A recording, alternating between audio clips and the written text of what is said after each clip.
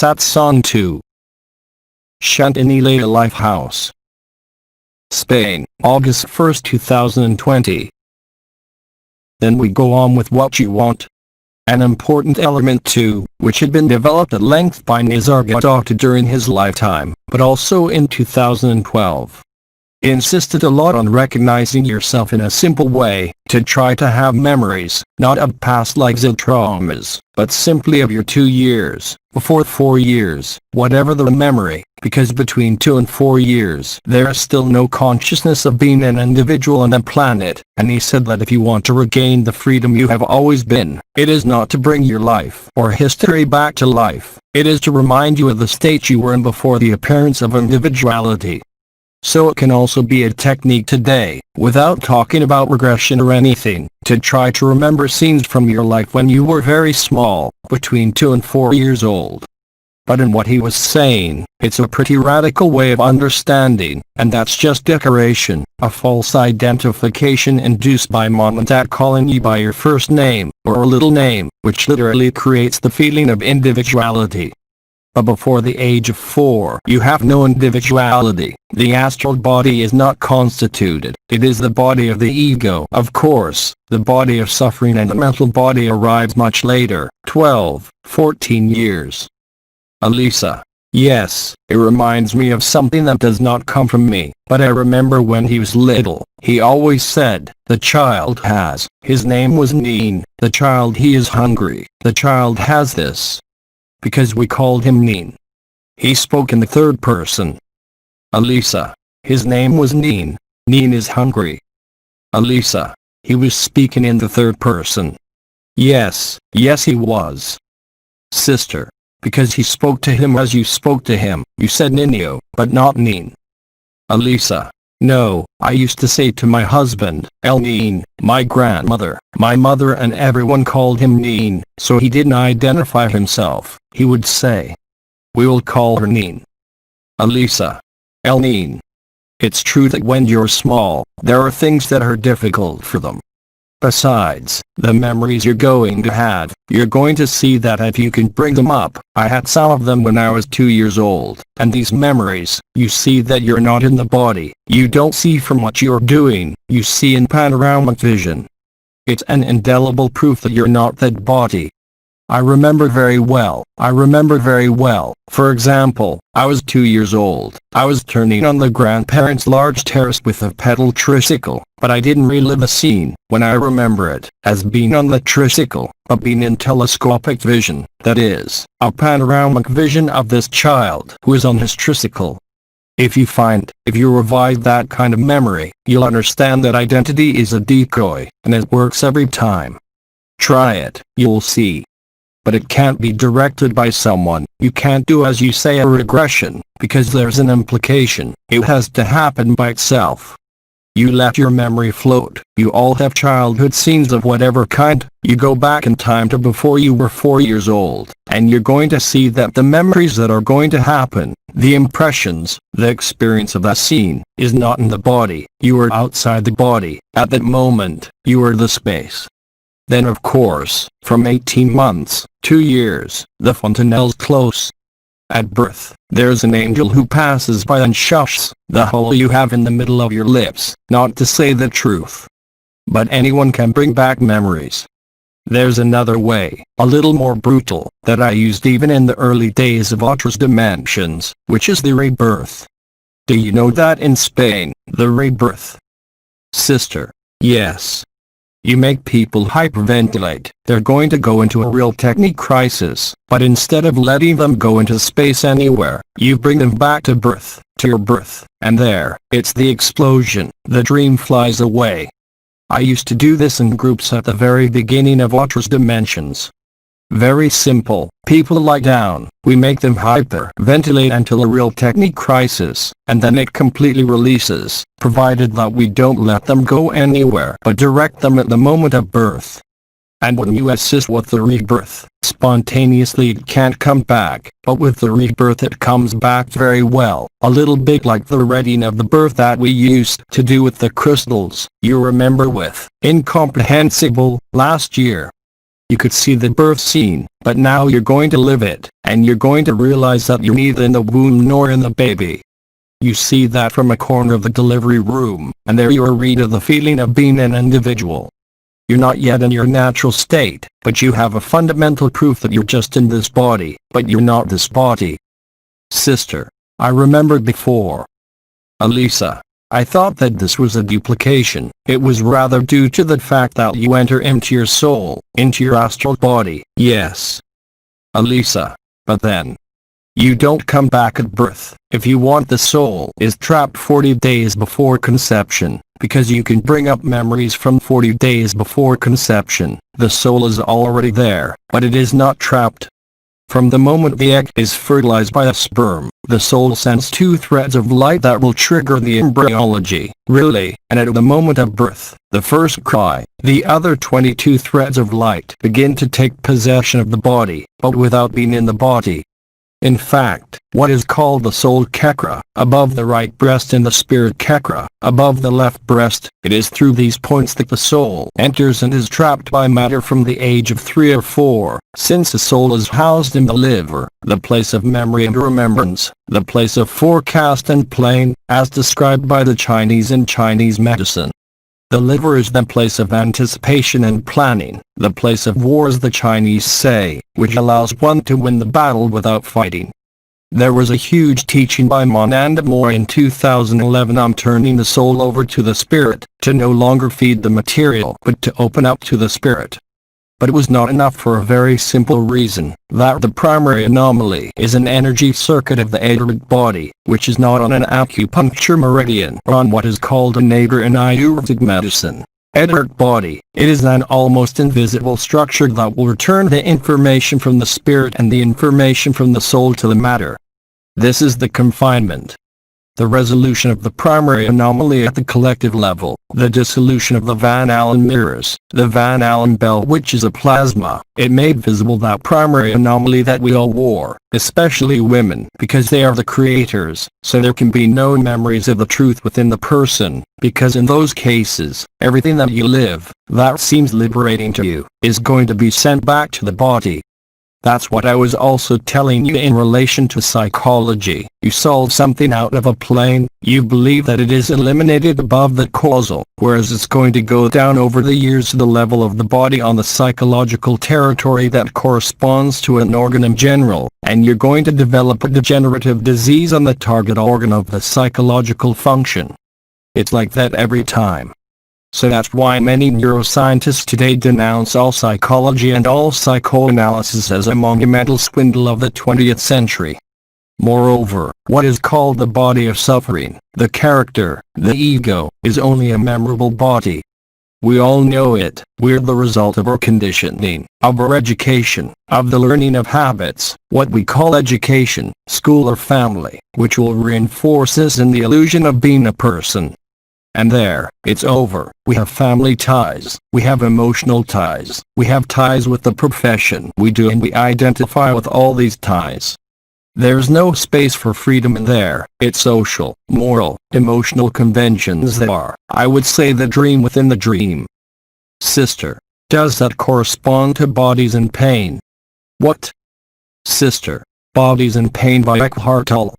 Yes, he talks about the two, of course. Sister, the primary abnormality, you didn't go all the way. The primary abnormality, how do we fix it? How do you go about being? Sister, to solve the problem of the primary anomaly for women, for example. Let go. It's called abandonment to the light, in the sense that Enlil defined it before the celestial wedding and for a year in 2009, which at the time we didn't understand, because to say abandonment to the light, even we didn't accept it. It meant nothing. What do you mean, surrendering to the light? Since we were looking for the light, we cannot surrender to it. Elisa, when you're no longer interested in anything, a few years ago I was interested in a lot of things, painting, writing and all that. Now I don't want anything, there's nothing that interests me. Friends come, we go out, I go, but otherwise, it doesn't mean anything to me. It's the absence of desire. It can also be a disease called aesthetics, Idade. It's a disease where you don't do anything anymore, you're in prostration. But the difference is that when I don't do anything, I am in beatitude, whereas the one who does nothing and who doesn't want to do anything and who is anxious is pathological. I can stay several days without doing anything, or decide to go to a restaurant. It doesn't change anything.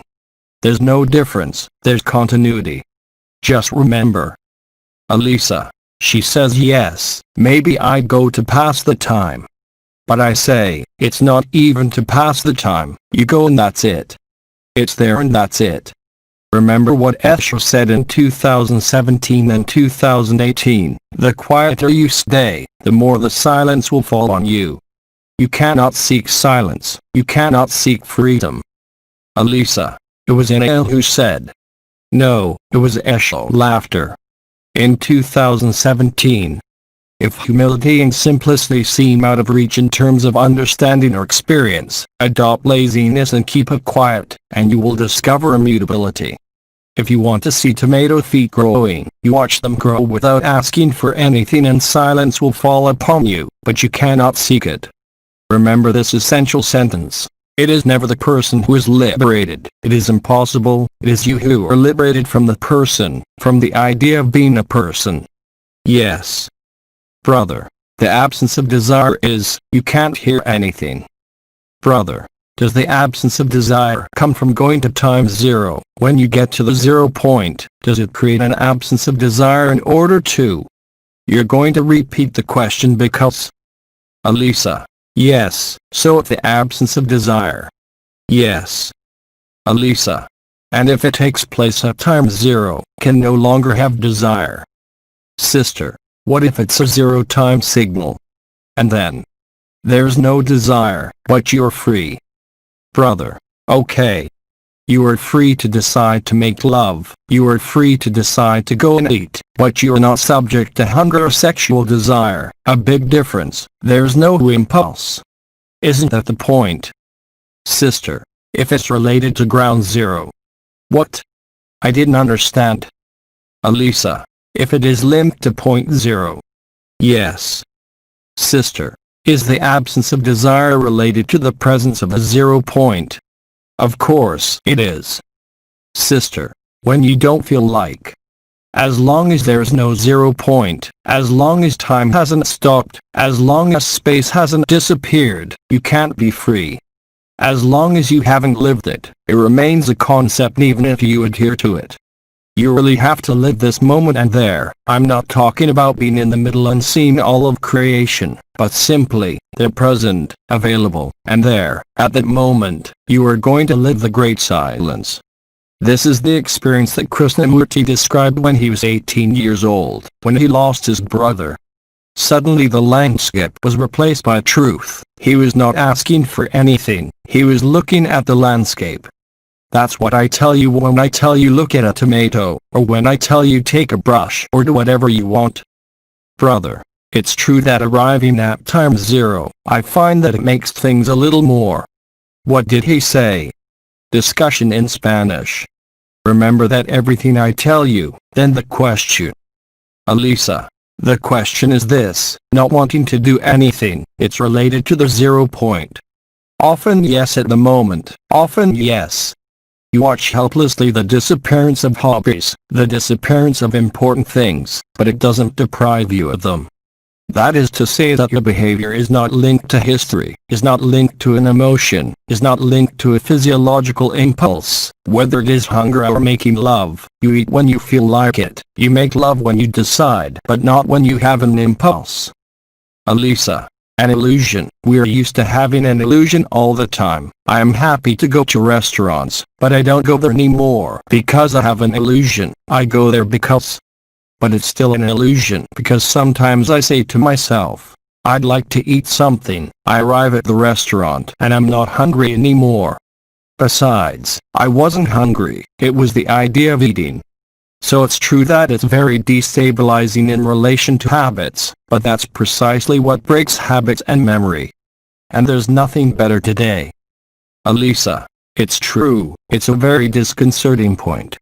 Yes, it is disconcerting, but if you replace it by the absorption of the observation, whether this observation is that of an object, a plant, discussion in Spanish, Elisa, because the mind is not used to that. It is not used to it at all. Elisa, the mind finds this new situation of freedom strange. So you have two ways to promote it, either simply by observing what is under your gaze. I took the tomato, laughter.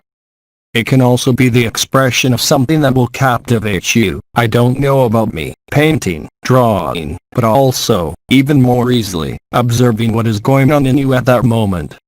You observe that, you ask yourself questions. You are confused, why I am like this. Get into the habit of observing even the thought, and you will very quickly understand that it is not you. You see, I try to give you a kind of pedagogy of the present moment, or at least to get closer to it, because that's the purpose of the meeting, but you have everything at your disposal in the dream, in the reality that we know. So before, it was necessary to enter in resonance. That's why there were all the contacts with the people of nature, and no longer only with entities from above, but with terrestrial entities. Fame, it is terrestrial, it is not elsewhere. Relim, Rian, all peoples, Fennel, they are on earth, they are not elsewhere, even if it is in a dimension that is more ethereal. You see, today it is even simpler. Observe what is, not to judge it, not to change it, not to interpret it. Observe what is, outside or inside, and if you're too confused with doing nothing and your mind tells you, but this is not normal, then you say, well, you can go out and do painting, music, singing, whatever you want to do. That's attention, but attention derived. Discussion in Spanish. Because as soon as something happens, for everyone, anyone, if it's also a suffering, you have the impression that you have to solve it, that you have to understand it, that you have to analyze it, and then it's over, you're embarked in history. In a way, you have to go beyond all causality. To do this, really be the observer, without judging anything. You observe within yourself that you feel such and such an emotion, such and such a tension. You don't try to solve anything, you don't act, you observe. But if you're looking for explanations, justifications, or to link this to an element of suffering from the past, even if you're healed, you will reinforce the illusion all the more as it works. The energetic, all these things, they work, but at no time will they free you from any history. They maintain causality, they maintain the illusion of the person, and, ultimately, it is a trap. That's why, today, we're still developing a lot about this notion of the present moment. You all know Eckhart Tolle, but I can give you dozens of names of women who speak only at this, and who have lived through the same experience as Krishnamurti did when he lost his brother. He was so gripped by suffering, there was a frozen immobility, frozen and not dynamic, and there suddenly that veil was torn. And that can happen under any circumstance. For me, I remember one day when I had been in Paris in a church that was held by one of Padre Pio's spiritual sons, the spiritual son of the Padre Pio who is dead now, who was called Father Stefano. At the time, I was in my Christic Rosary period, and I prayed for an hour and a half a day, the Rosary, the so-called 3 Rosaries, and at that Mass I attended, when I was not expecting anything, I was sitting, simply observing, and then there the sky was torn. I saw when Father Stefano raised the chalices in a cartoon, a big tower and 2 angels descending with the white light into the host. I have never had another opportunity, but in other churches, what comes down is not really the light. But I lived it. That's not why I was free at that time. I was young, but nevertheless I had the real and concrete proof of the existence of the invisible. It is this kind of experience that you can live now, simply by being kind to yourselves. When you have an illness, it is normal to want to cure yourself by all possible means, but first try to accept the unacceptable. You have to increase the air conditioning a little, it heats up a lot outside. Elisa, I'm too hot, I can't, I'm too hot right now. Yes, it's much too hot there. Discussion in Spanish. It's getting hot. Elisa, yes, now it's getting hot. Try not to judge yourselves alone. It's not in front of yourself. It's not in front of a therapist you ask for help, but in front of yourselves, in front of an illness, in front of anything, even if it's fatal. Observe, don't react even if you know that you need to be treated and go see someone, but when you're alone, don't look for noon to 2. Why you got this? What is this punishment? What is this mistake? There's no mistake. Wait, you do this in front of the microphone, I'll do it next to the microphone. Laughter in the room. So don't worry about what you hear, it's a fan noise. Laughter. It is neither belching nor flatulence. Translate anyway, I open wide, it's the movement of the fan. Discussions in Spanish and laughter. See, today, you have so many opportunities to really meet each other. There's no need to look for noon to 2. There's no need to vibrate even if you have them, even if you like them. This is the phrase NL repeated to me for years. Hickanoots, here and now whatever you're told, hickanoots. He told us the story. If you do this with yourselves with kindness, I'm not saying that you won't have to go see a surgeon, an oncologist or go to rehab, but it will change everything inside you. Acceptance puts an end to suffering even if you have to leave it, you can only live it. I think we'll have testimonials from people who have gotten there, from someone who has lived with terminal cancer, someone who is completely at peace. I'm the one who has it, but it's for paper. We're going to copy it. Discussion in the room. The fan gag. Is that what's heating us up? That's what I'm told. There you go, you turn it a little. It's that it burns all the same, a total burn, that's what I'm told. Sister. That's it. So you see, Agape's pedagogy, it's not a teaching. I'm not going to talk to you about teaching, not now, nor about technique. Life is the teacher. If you're lucid, if you're completely present in what is, you will go through it. That's what I've been repeating for years. It will also allow you to position yourself. What is important? Your story, your karma, your character or freedom. It's one or the other. The choice is yours. Fan noise, then laughter in the room. No, but frankly, it's insanely hot here. I don't know what's going on. Is it you who is heating? Laughter and discussion in the room. Elisa. Incredible, it's crazy. I felt at one point that I feel like I'm getting an inner hot flush.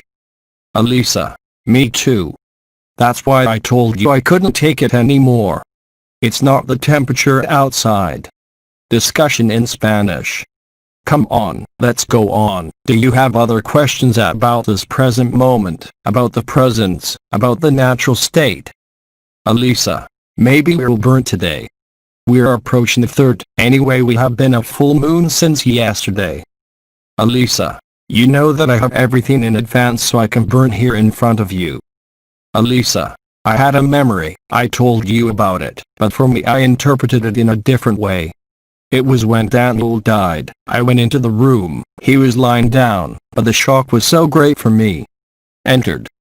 Elisa. That I saw it from the outside. Well, yes. Elisa. I wasn't in my body. But that's what happens when you have an accident or a violent shock, whether you die or not. For example, a car accident, you feel that your life is at stake. You have already left your body. Me the same, not in this life, but I remember when I was a troubadour in Western England in 1530, Spanish translation and laughter. And I was precipitated from the top of the castle, because I was mocking the castellan who did not appreciate it at all, and who made me precipitate from the top of the castle on the rocks. I don't know, about 30 meters high, but I was already out of my body before touching the ground. That's what happens in septic shocks, in extremely violent accidents, a disease that erupts very suddenly. That's what people who have near-death experiences describe. The first stage of people who have near-death experiences, they're in a corner of the room and they see what happens when they're in the operating room. And there, where it's even more surprising, because there are some who had the idea of studying what happens to people who are blind from birth. They don't see anything since they were born. They've been operated on, they've been in a coma, or a shock for one reason or another, and they all describe, as they come out of their bodies, which were in the operating room, the color of their hair, of their clothes, of the walls, without eyes. You see, we've all had these experiences, even in a dream, these decorporation experiences, even staying in the same environment. It happens extremely frequently. When you're seized by a shock, as you say, you by Daniel's death, it's, Elisa. Yes, but apart from that, I felt that whatever it wasn't dramatic. It's funny. No, it's not. Elisa, I don't think so. It's dramatic for a mother, but it's not dramatic for what you are. It's dramatic for the role. Elisa. Yes, but the character, yes, but I was watching the character. And when you're in that observation, there's no emotion possible. Elisa. But I got confused because I saw my other self outside, and I didn't understand. I said, so what's looking at this one? Who was it then? Yes, it creates dissociation. Of course, it's almost a schizophrenic state. Schizophrenics, psychotic states, that's it. If you say this body is going to go eat, this body this body that, because it really sees itself from the outside. Look even at the speeches we've all used, from someone who is said to be not rooted. We're going to treat him to root him, but this is monumental bullshit. You can't be anywhere else but here and now. Think about it for 2 seconds. You're running away in your head, but you're still here and now. Even if you feel like you're next to your shoes, the astral body out of place, or the etheric body above you, you are there. You can't be anywhere else but where you are. Elisa. But then, as you see in the aura, they're displaced, the aura's displaced. Yes, of course, of course. Elisa. The etheric aura is displaced. It's really displaced, of course, so you see it, things you see commonly. But the interpretation that we make of it, we tell people you're next to their shoes or they're hovering. Yes, you can see it in the subtle bodies, but even in what we can see, you're not anywhere else but here and now, again the natural state. Elisa. It grows everywhere. Something else. Elisa. That's not normal, you have to check the Schumann resonance. No, not even. Elisa. You don't see, so it's never. I don't know what's going on, but something is happening. The Schumann resonance, that's it. No, there's nothing, it's dead calm. Sister. Calm before the storm. Maybe it's never. Discussion in Spanish. Other things to ask or say or express. Elisa. When we, with the pain that we cannot see, that is when the soul dissociates. In what? In the. Sister. The pains that the soul does not want to see, is that when there is dissociation. At the moment of. Sister. Is not wanting to see the soul that presents itself, is that what creates dissociation? What are we talking about? Sister. You mean? When the soul is seized, yes, it dissociates itself from the body. This is called soul seizure, which occurs in violent shocks, the loss of a child, a car accident, a coma, which are the preliminary stages of near-death experiences. This is the brain no longer functioning. Elisa. And the soul, she said, nothing happens. It was foreseen. I had the impression that the time had come. It was written. Elisa. It was already written. And that now, it's as if it was telling me, it's over, now it's over, go easy, it's over, it's over. It wasn't telling me that, but, you know, when I say it's all written down, it's really not a crazy concept or idea, it's a strict truth. We have written our screenplays, and it is precisely in the most intolerable, unacceptable things that happen to you in life, as to everyone else, that you are most likely to live the truth. This is the whole principle of the clash of humanity that Sri Aurobindo described, individually and collectively. It is the grasp of the soul, as you say. There is something that freezes you. Elisa. You have to recognize yourself. You recognize it afterwards. Yes, of course, because you see yourself outside the body, you see that you're not yourself. Alisa. Yes, but you recognize the event that it is. It is written. But that doesn't mean that you don't have to grieve afterwards as a human being. Alisa. But who grieves is the character. Oh yes, it's mourning at the level of the character. Don't forget that the body of suffering, the physical body and the auric body, the astral body and the mental body, are the body of suffering. To be subjected to these emotions is a proof of total immaturity. There's no need to fight against the emotions, there's a need to go through them. So, what do all those who work with energies tell us? Come on, empty your emotions. You can't empty them. You can just take them on, that's all. And the more you take them on, the more you accept them, the less they're going to be attached to you. It's like with thoughts. When you see the thought forms in the mental aura, you can see the thoughts that come from outside or come and stick to the aura, and the more thought is present, it's something that doesn't leave your mind. Alisa. Something that doesn't leave you. There you're thinking about the same thing over and over again. Repetitive thoughts, well, observe them, don't accept them, but above all don't refuse them. As I said at the time, welcome the demons, the senses, all that, because that's what I call the reabsorption of the essences. So it is not a question of opposing the mind, of opposing the emotions, it is natural, but simply welcoming them, observing them, letting them be. And you will see, we have all noticed that if we hold on to an emotion because we want to understand it, it will become stronger. Everything you oppose is reinforced by a neuroscientific law. I told you about the theory of complaint. When you press where it hurts, physically, energetically, emotionally and mentally, it hurts even more. It's consciousness, it's not your character, it's consciousness, supreme fraud, that's doing this, and as long as you're identified with consciousness, you're in a concept, even if it's superconsciousness, the supramental. You see, it's a stage that had to be integrated, which began in August 1984 and ended in 2018. Today, as I said, you are slaves to nothing but your own beliefs, and in particular to the idea of believing yourself to be an individual, a person who has some kind of history. History is about the person, not you. The body of suffering is about the character, not what you are. It was necessary to go through the integration of the supramental, as Sri Aurobindo perfectly described it, who announced this period like Biddy did. When Nisargadatta said my words cannot fail, it was those who were present at the time, there were not many of them, who freed themselves. At the time, those who went to see him felt, of course, something gigantic, something vast, but they didn't understand.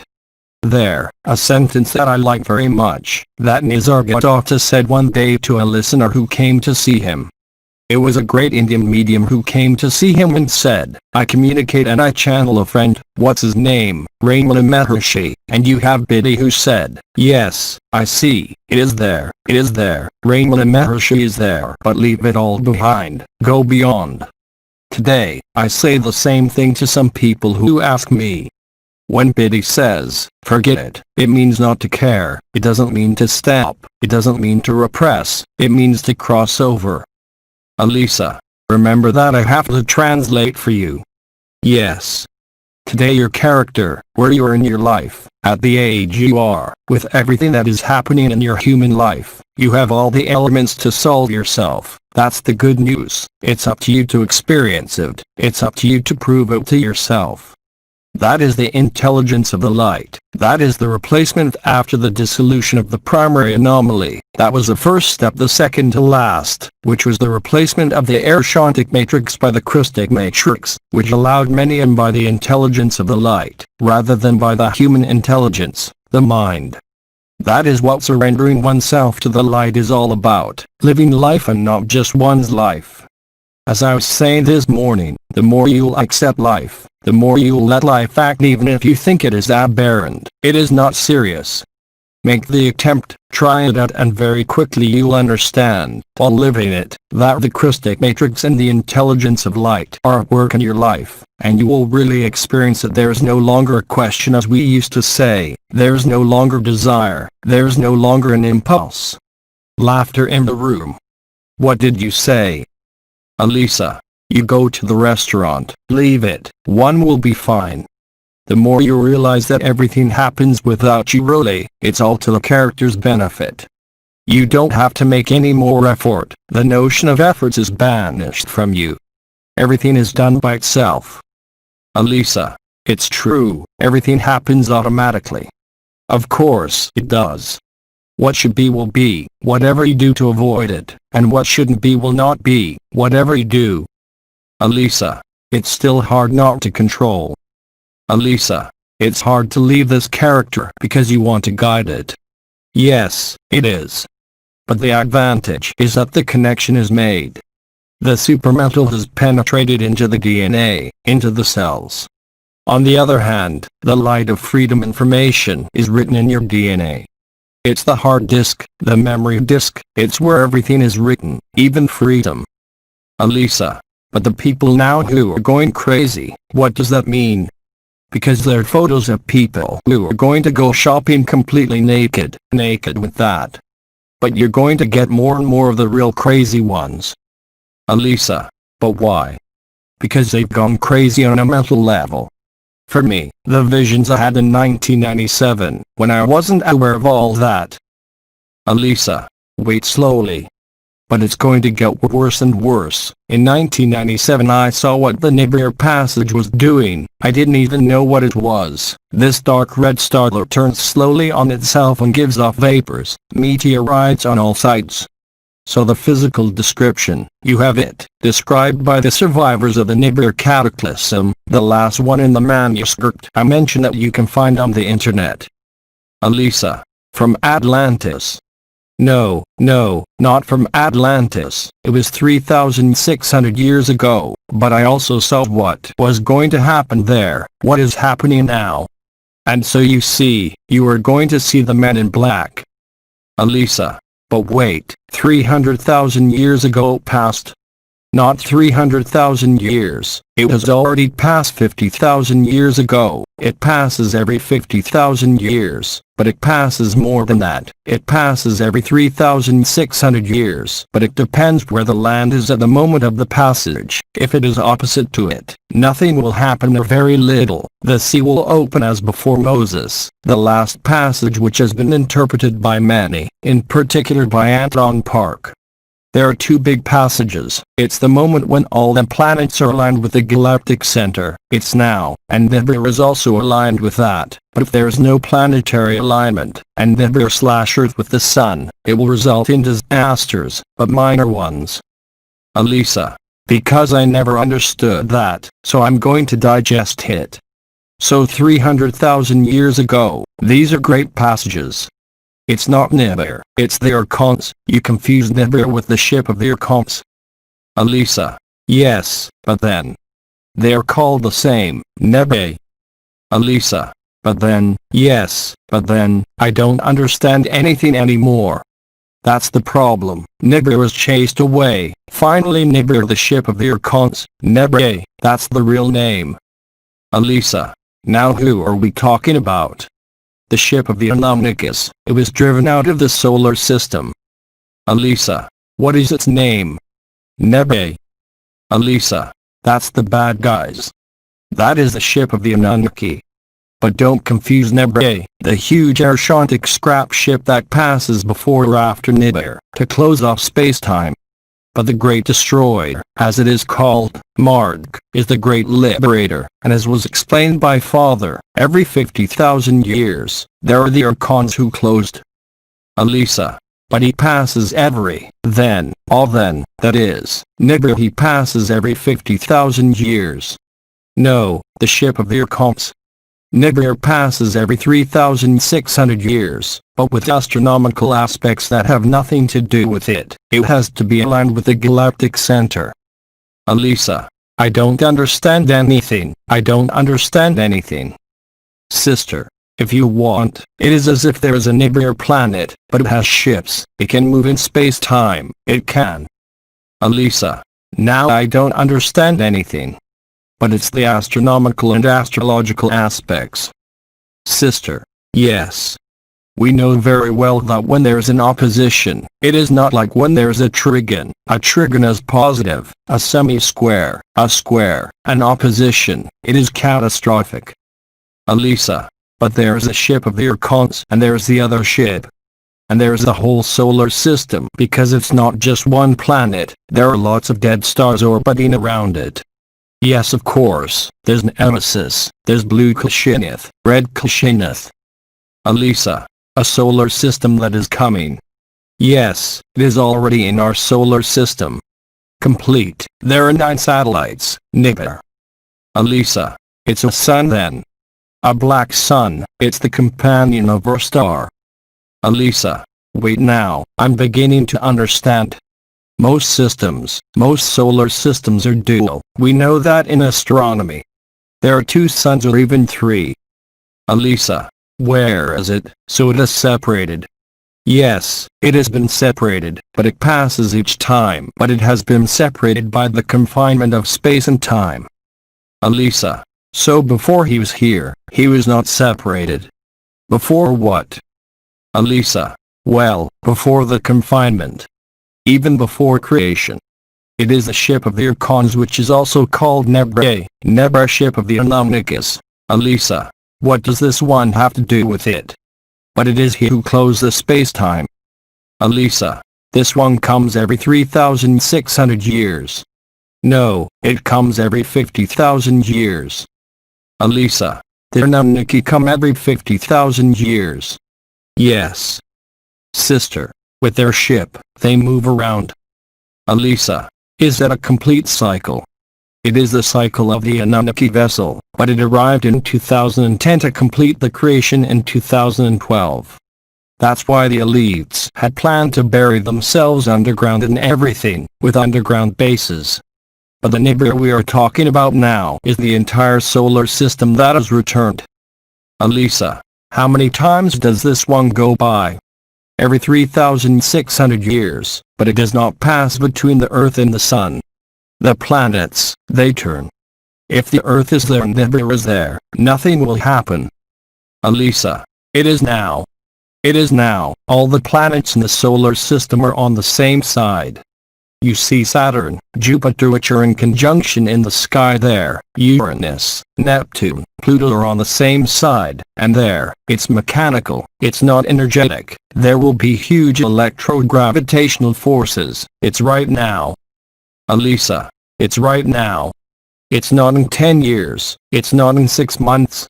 Laughter in the room, it's happening right now, look at the number of volcanoes that are erupting. Yes.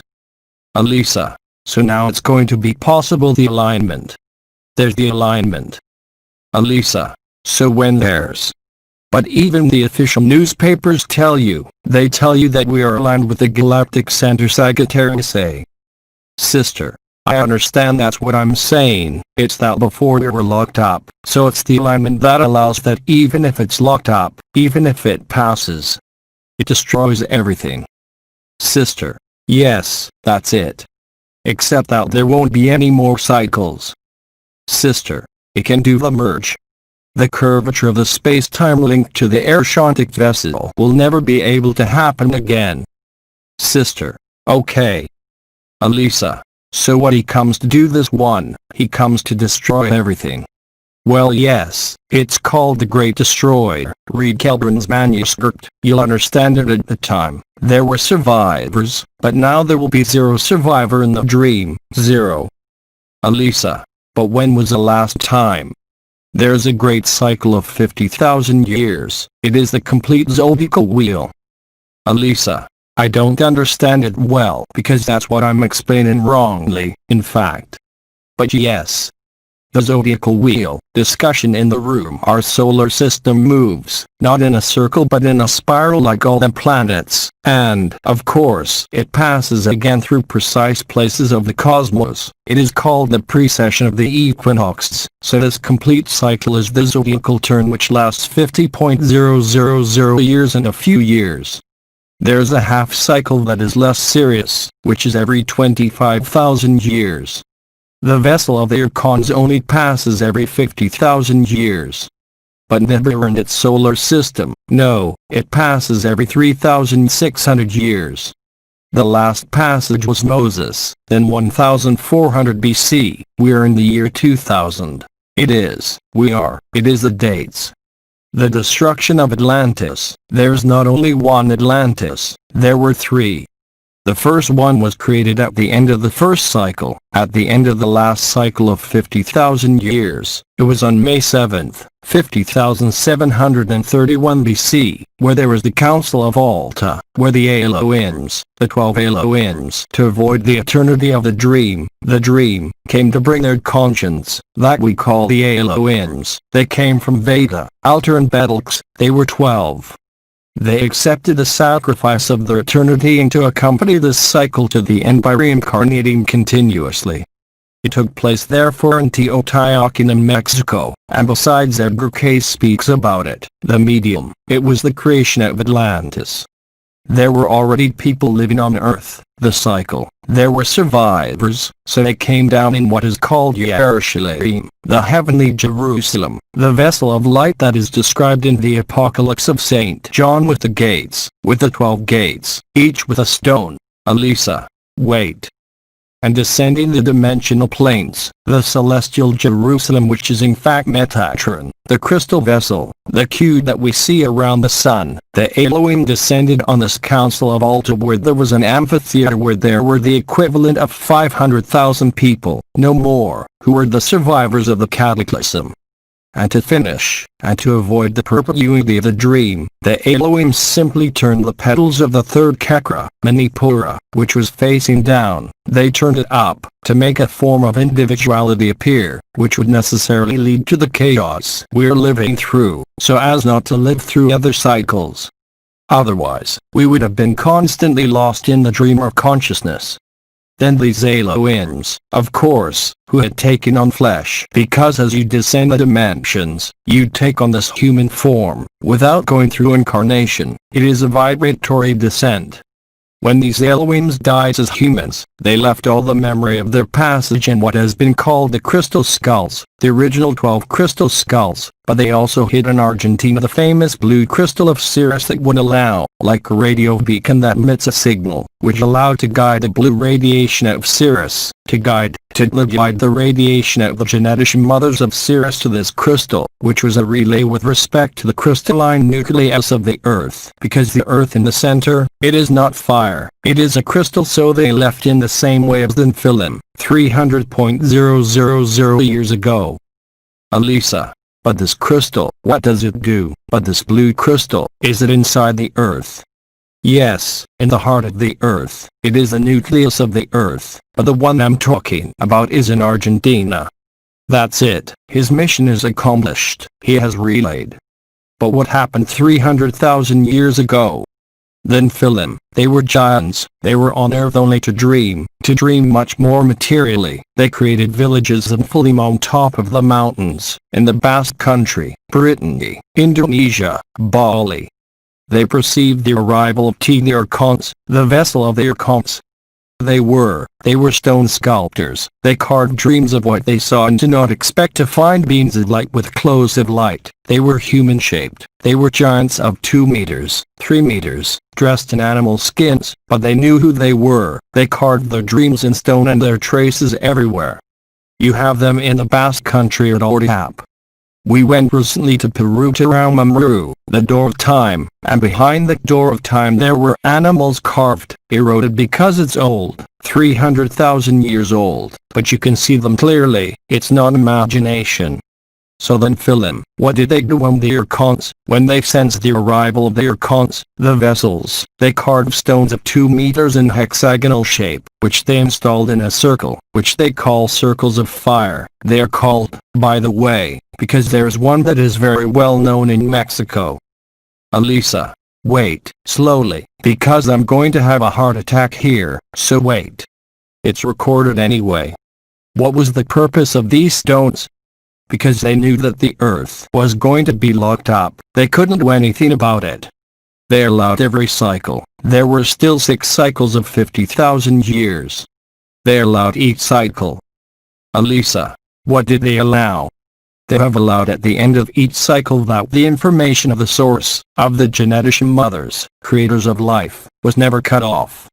Without that, the dream would have been endless, and at each end of the cycle, since they knew that the Archons were coming, at each passage of the destroyer of the dream, in fact, they enclose the time that has been called confinement for 300,000 years.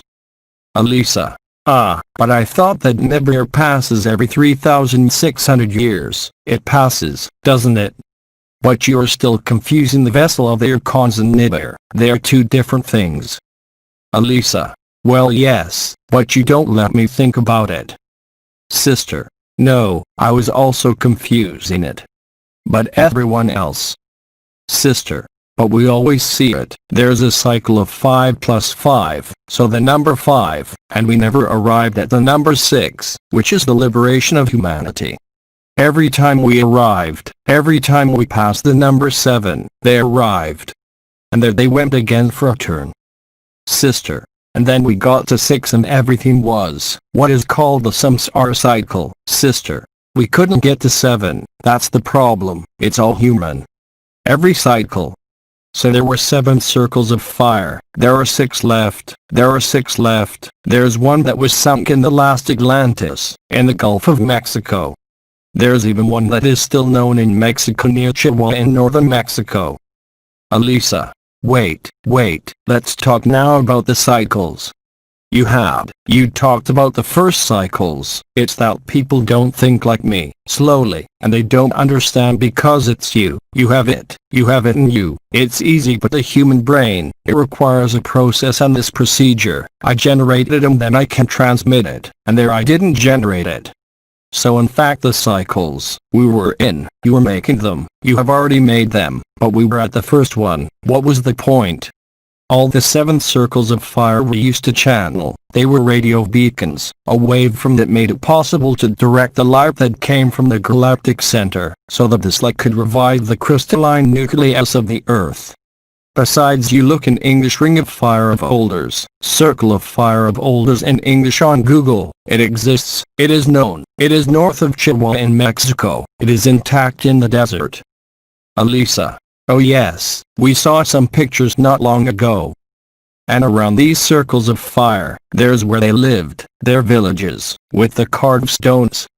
In the Basque country, we found the amphitheaters, we found the carved animals, exactly the same, except that over there, it was more of a puma than a sheep. In the Basque country, he was already drawing sheep, but in Amaru, next to Lake Titicaca, that's right, there's no circle of fire. It was a village without a circle of fire, but there was a temporal door, the door of time, we called it. There's the same thing in Bolivia, in Tiranaco, but there's no circle of fire. The circles of fire, there is one that is underwater, there's one that is in Mexico. I just told you, that one is known, it is the Indians who live there. The Indians have Mexico in the desert above, of Sonora, of Chihuahua. You have one in Bali, on the island of Bali. You know very well that the people who go, many people who go to Bali because, especially the creators, because there they have lots of images, they have lots of dreams, they have lots of visions.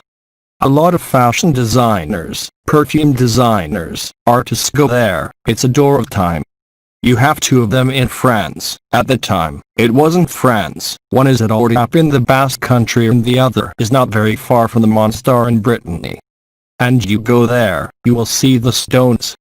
So at the time I never wanted, even the police, the biggest question they had was that I would tell them where it was. Now I can say it now, because the circles of fire are no longer useful. They are going to drain the life to the core, but since there's no more X-ray, we don't care. Since there's no more air-shantic vessel, we don't care. And I point out that on the Spanish side of the Basque Country in Roncesvalles, there are excavations that have been going on for 15 years with objects carved in stone, officially, with carbon-14 dating back 320,000 years.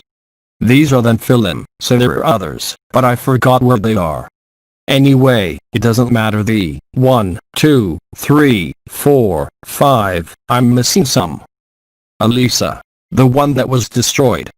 The one who was destroyed, I talked about it. The others I don't remember where they are. But those are the ones I know because I lived there, so I remember that too. So, if you want, next to some of the villages of Infilim, you have these circles of fire, Butamaru, Tanako, these are the villages of Infilim. You know, these carved stones that are adjusted to 1/10 of a millimeter, they didn't have tools to carve the stones, they materialized the shapes. They took a rough block, and their dream was projected into this shape, and it was transformed into what they wanted. It's a beautiful story. Well, it's just a story. Sister. But me, these film, they came from their own thinking, they came from their own creation. Yes, of course they are. Don't forget that every genetician's mothers, every creative entity on the densest levels, is obliged to go through the condition they have created, that is to say, to become human, and to go to the end of the cycle. Let's stop there since it's 2:30. It's a fascinating story, but it's a story. Simply, I will end with this. This is not about prophecies, I'm not a prophet. But look at the positions of the planets. Look at what they reveal in all the astronomy journals, they prepare you. They told you that there was a black hole in the galactic center, there was a black hole in the Milky Way, there's a new planet coming, the only thing they had hidden is that this time it was accompanied by dead stars. What are these dead stars going to play at? Pac-Man, they're going to eat everything, Pac-Man, you know the game. Pac-Man, the video game, the very first video game, that's a scientific reality that they don't want you to know. So they're ready for war, with what they're doing with their masks, the parody, the virus, the vaccines, so that you don't have to watch what is happening in the sky for a reason that is very simple, terribly simple, when the herd knows that it is going to die, because we are a herd for them, cattle, at the collective level, it is going to be total chaos. And they didn't want, at least in the West, they certainly didn't want us to be informed of this, but the information is starting to come through now. Why do you think that last year before the Kekavit epidemic, I called it Kekavitmi? Laughter. Why do you think we saw it bloom? So you want to find the manipulation. It's very simple, I'll do the aside. You go on Google News of your country and you type a keyword, you'll see words appear overnight, from which you don't know where. For example, a year ago they talked about the extinction level event, total extinction of life. They started to talk about survivalism, now they talk openly about the next world, and even the head of the IMF, Christine Lagarde, until this year, they were talking about a big reset, end of the liquid, Gesra, and Sarah and Vaccinum return, and now they're talking about a big transition. It's very clear. It's not me saying it, it's him saying it. Type big transition in Spanish on Google News and you'll see. It's predictive programming about what's going to happen. Sister. And did you notice that right next to it, on the street, right there towards your house, there's a divided sign, that means Kevin and Ed, right next to it. So their objective with the return of the Anonymous, who will not return, was to manage the chaos, and they, when the time came, to go and bury themselves deep in the earth. They forgot only one thing. 1. The Yurkon ship will not return, and that, 2. Especially, the Lamanibir, sun and planets of the solar system is this time with the galactic center, Sagittarius A.